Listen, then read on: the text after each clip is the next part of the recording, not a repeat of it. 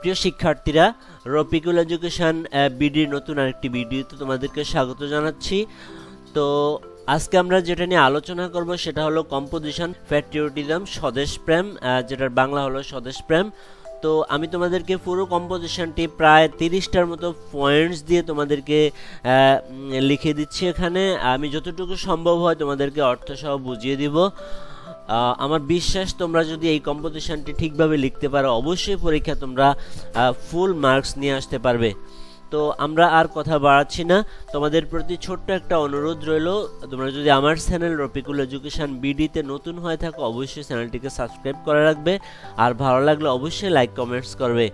তো এখানে আমি প্রথম থেকেই তোমাদেরকে পয়েন্টসগুলো একে একে দেখিয়ে দিব। প্রথমেই তোমরা ইন্ট্রোডাকশনে, মানে তোমাদেরকে আরেকটা কথা বলে রাখি, তোমরা কিন্তু পয়েন্টসগুলো লিখবে না, তোমরা শুধু এই যে ব্যাখ্যাটা আমি করছি সেই ব্যাখ্যাটা তোমরা লিখবা। পয়েন্টসগুলো মাথায় রাখবে অথবা খাতার এক জায়গায় পয়েন্টসগুলো রাফ করে রাখবে, আর আর ব্যাখ্যা করবে সবগুলো।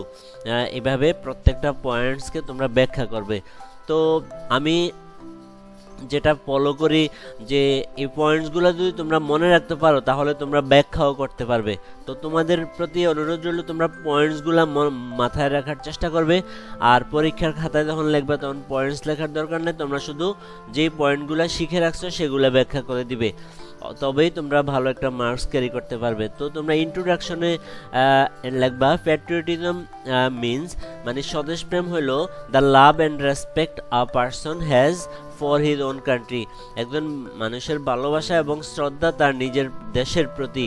It is a great quality, এটা একটা অনেক বিশাল একটা গুণ। দ্যাট ইন্সপায়ার্স, যেটা অনুপ্রাণিত করে পিপল, মানুষকে, টু ওয়ার্ক, কাজ করতে, ফর দেয়ার নেশন, তাদের জাতির জন্য। এ প্যাট্রিয়ট, একজন দেশপ্রেমিক, ইজ অলওয়েজ রেডি, একজন দেশপ্রেমিক সবসময় তৈরি থাকে, টু স্যাক্রিফাইস, মানে বিলিয়ে দেওয়ার জন্য, আত্মত্যাগ করার জন্য, ফর হিজ কান্ট্রি, তার দেশের জন্য। It helps to build a better society, এই প্যাট্রিয়টিজম একটা ভালো সমাজ তৈরি করতে সহযোগিতা করে। এভরি সিটিজেন, প্রত্যেকটা নাগরিকের শুড হ্যাভ থাকা উচিত এ প্যাট্রিয়টিক ফিলিং, মানে দেশপ্রেমী একটা অনুভূতি থাকা উচিত। উইদাউট প্যাট্রিয়টিজম, স্বদেশপ্রেম ছাড়া a country can not grow properly, একটা দেশ ভালোভাবে বৃদ্ধি হইতে পারে না। তো তোমরা ইন্ট্রোডাকশন মানে পয়েন্টটা না লিখে এই কথাগুলো একে একে তোমরা লিখে যাবে। তারপরে তোমরা 2 নম্বরে যেটা লিখবে, দ্বিতীয় প্যারা যেটা লিখবে, ডেফিনেশন অফ প্যাট্রিয়টিজম, মানে স্বদেশপ্রেমের সংজ্ঞা। তো ডেফিনেশন অফ প্যাট্রিয়টিজমের, স্বদেশপ্রেমের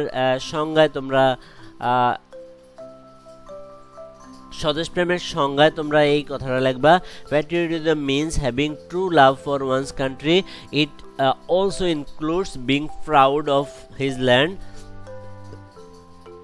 এটার সাথে আরো অন্তর্ভুক্ত গর্বিত হওয়া তার দেশের জন্য, তার দেশের মানুষের জন্য, সংস্কৃতির জন্য এবং তার দেশের অর্জনের জন্য। এ প্যাট্রিয়ট ফিলস, একজন দেশপ্রেমী ব্যক্তি অনুভব করে, feels the pain of the nation, জাতির জন্য ব্যথা অনুভব করে, এবং ট্রাইজ, চেষ্টা করে, টু সলভ ইটস প্রবলেম, তার দেশের যে সমস্যা আছে সেই সমস্যা সমাধানের চেষ্টা করে। This feeling is also not only emotional, এই অনুভূতিটা শুধু আবেগিক নয়, বাট অলসো প্র্যাকটিক্যাল, বাস্তবিক এই আবেগটা। এ প্যাট্রিয়টিক পারসন, একজন দেশপ্রেমী ব্যক্তি, always push the nation before self, মানে নিজের ঊর্ধ্বে রাখে জাতিকে, দেশকে। তো এই ছিল আমাদের যেই 2 নম্বর প্যারাটা। তারপরে 3 নম্বর প্যারায় তোমরা লিখবা অরিজিন অফ দ্য প্যাট্রিয়টিজম, মানে স্বদেশপ্রেমের উৎপত্তি, মানে কোথা থেকে স্বদেশপ্রেম উৎপত্তি হলো সেই বিষয়টা এখানে লেখা আছে, তোমরা দেখে নেবে। আমি সবগুলা পয়েন্ট যদি আমি ব্যাখ্যা করতে যাই অর্থ বোঝা তাহলে অনেক লম্বা হয়ে যাবে ভিডিওটা। 3 নম্বর প্যারায় তোমরা অরিজিন মানে উৎপত্তি অফ দ্য ওয়ার্ড প্যাট্রিয়টিজম, এই স্বদেশপ্রেম শব্দটা কোত্থেকে আসলো সেই সম্পর্কে এখানে লেখা আছে। তারপর 4 নম্বরে লিখবা ইম্পর্টেন্স, অর্থ গুরুত্ব, অফ প্যাট্রিয়টিজম, স্বদেশপ্রেমের গুরুত্ব ইন ন্যাশনাল লাইফ, জাতীয় জীবনে স্বদেশপ্রেমের গুরুত্ব। তো জাতীয় জীবনে স্বদেশপ্রেমের গুরুত্বটা কি সেটা তোমরা এখানে একটু পড়ে নেবে, এখানে সবটা দেওয়া আছে।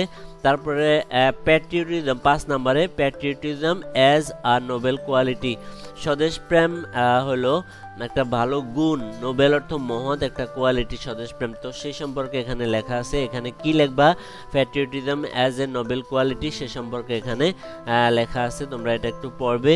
তারপরে 6 নম্বরে love for one's own country, একজনের নিজের দেশের জন্য ভালোবাসা, সেটাও হলো প্যাট্রিয়টিজম। তারপরে 7 নম্বরে লিখবা ওবেইং the lodge of the country, দেশের সকল ধরনের আইন কানুন মেনে চলা, এটাও হলো একটা স্বদেশপ্রেম। তারপরে 8 নম্বরে পেইং ট্যাক্সেস অনেস্টলি, সৎভাবে দেশের যেই ট্যাক্স আছে সেই ট্যাক্সগুলো পরিশোধ করা, সেটাও স্বদেশপ্রেমের একটা মানে অংশ। তারপরে 9 নম্বরে রেসপেক্টিং ন্যাশনাল সিম্বলস, মানে জাতীয় যেই প্রতীক আছে, যেমন আমাদের ফ্ল্যাগ, পতাকা, আমাদের অ্যানথেম মানে জাতীয় সঙ্গীত, এগুলাকে শ্রদ্ধা করা, সেটাও স্বদেশপ্রেমের একটা অংশ। তারপরে লিখবা কন্ট্রিবিউশন অফ ফ্রিডম ফাইটার্স, আমাদের মুক্তিযোদ্ধারা যে জীবন দিয়েছিল, আসলে সেই যারা স্বদেশপ্রেমের কারণেই, প্যাট্রিয়টিজমের কারণেই তারা জীবন দিয়েছিল। তো contribution of the freedom fighters, মুক্তিযোদ্ধাদের অবদান, কিভাবে স্বদেশপ্রেম হয়, কিভাবে সে বিষয়ে এখানে লেখা আছে। তারপরে 11 নম্বরে তোমরা যেই পয়েন্টস ব্যাখ্যা করবে সেটা হলো patriotism in time of war, মানে যুদ্ধের সময় স্বদেশপ্রেম, যুদ্ধের সময় স্বদেশপ্রেম কিভাবে কাজ করে সেটা এখানে লেখা আছে, তোমরা এটা একটু দেখবে। 12 নম্বরে patriotism in time of piece, মানে শান্তির সময় স্বদেশপ্রেম, পিস অর্থ হলো শান্তি। তারপর 13 নম্বরে তোমরা লিখবা ওয়ার্কিং ফর ন্যাশনাল ডেভেলপমেন্ট, জাতীয় উন্নয়নের জন্য কাজ করা, সেটাও স্বদেশপ্রেম। তারপরে আসো 14 নম্বরে হেল্পিং ডিউরিং ন্যাচারাল ডিজাস্টার্স, প্রাকৃতিক দুর্যোগের সময় সহযোগিতা করা, সেটাও একটা স্বদেশপ্রেম।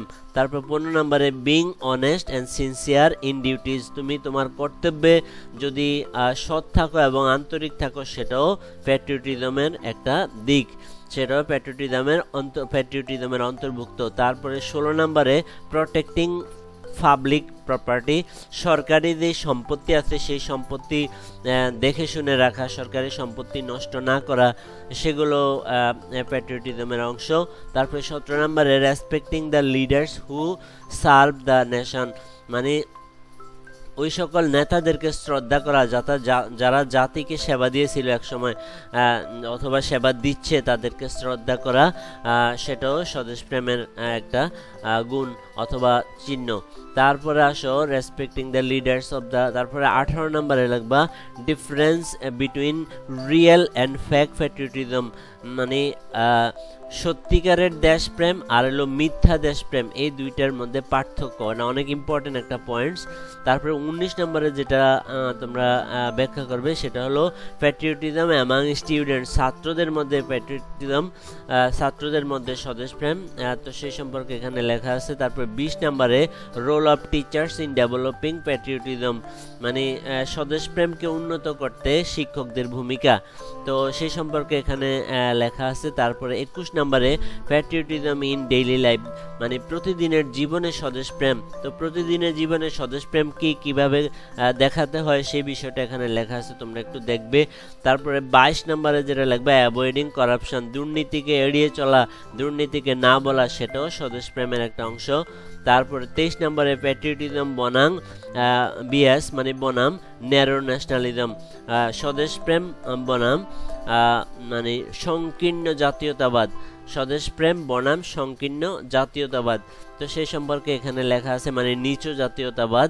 তারপরে 24 নম্বরে ডেঞ্জার্স অফ ব্লাইন্ড প্যাট্রিয়টিজম, অনেক সময় অনেক মানুষ অন্ধ প্রেম থাকে কাহারও প্রতি, কোনো কিছুর প্রতি, তো এই যে অন্ধ স্বদেশপ্রেম মানে গভীর মানে ভক্তি, তা সেটার আবার একটা ক্ষতিকর দিকও আছে, ডেঞ্জার্স অফ ব্লাইন্ড অর্থ হলো অন্ধ স্বদেশপ্রেমের মানে বিপদগুলি। তারপর 25 নম্বরে তোমরা যেটা লিখবা রোল অফ মিডিয়া, আসলে মিডিয়ার ভূমিকা কি ইন প্রটেক্টিং প্যাট্রিয়টিজম, স্বদেশপ্রেম রক্ষার ক্ষেত্রে মিডিয়ার ভূমিকা কি সে সম্পর্কে এখানে লেখা আছে। তারপরে 26 নম্বরে how to be true Patriot, কিভাবে একজন সত্যিকারের স্বদেশপ্রেমী হওয়া যায় সেই জিনিসটাও স্বদেশপ্রেমের অন্তর্ভুক্ত। তারপরে তোমরা 27 নম্বরে কনক্লুশনে লিখতে পারো। কনক্লুশনে patriotism is a powerful feeling, স্বদেশ প্রেম হলো একটা শক্তিশালী একটা অনুভূতি, that can change a country, যেটা একটা দেশকে পরিবর্তন করতে পারে। ইট ব্রিংস ইউনিটি, স্বদেশ প্রেম আনে একতা, প্রগ্রেস অগ্রগতি, অ্যান্ড পিস এবং শান্তি আনে। Every citizen should grow this quality, প্রত্যেকটা নাগরিকের উচিত এই গুণটাকে উন্নত করা, ইন দেয়ার হার্ট, তাদের অন্তরের মধ্যে, অ্যান্ড এবং পাস ইট, এটাকে অতিক্রম করে দেওয়া উচিত, অন টু আদার্স, অন্যদের প্রতিও সেটাকে মানে পাস করে দেওয়া উচিত। তো প্রিয় শিক্ষার্থীরা, এই ছিল আমাদের প্যাট্রিয়টিজম নিয়ে যে কম্পোজিশন। তোমরা পরীক্ষায় কোনো পয়েন্ট লিখবে না, তোমরা শুধু এই ব্যাখ্যাটুকু লিখবে। আর যদি মনে করো আমি এখানে অনেকগুলো পয়েন্টস দিয়ে ফেলেছি, তাহলে তোমরা তোমাদের পছন্দ মতো পয়েন্টস এখান থেকে নিয়ে নিয়ে আরও ছোট করে শিখতে পারো। আর যারা আরও বেশি লিখতে চাও, তাহলে তারা এই ব্যাখ্যাটাকে আরও একটু বেশি করে লিখতে হবে। আর যারা পারবে না, তারা যা আছে তাই শিখে নেবে, অবশ্যই তোমরা ভালো মার্কস ক্যারি করতে পারবে। তো আজকের মতো এতটুকুই, আবার দেখা হবে নতুন কোনো দিনে নতুন কোনো ভিডিও নিয়ে। সে পর্যন্ত সবাই ভালো থেকো। ভিডিওটা কেমন লাগলো সেটা অবশ্যই আমাকে কমেন্টস করে জানাবে, আর তোমরা কি ধরনের ভিডিও পেতে চাও সেটা আমাকে কমেন্টস করে জানাবে। তো সবাই পরীক্ষায় ভালো একটা মার্কস পাও, এই ধরনের কম্পোজিশন লেখে, সেই প্রত্যাশাই করছি। তো সবাই ভালো থেকো, আল্লাহ হাফেজ।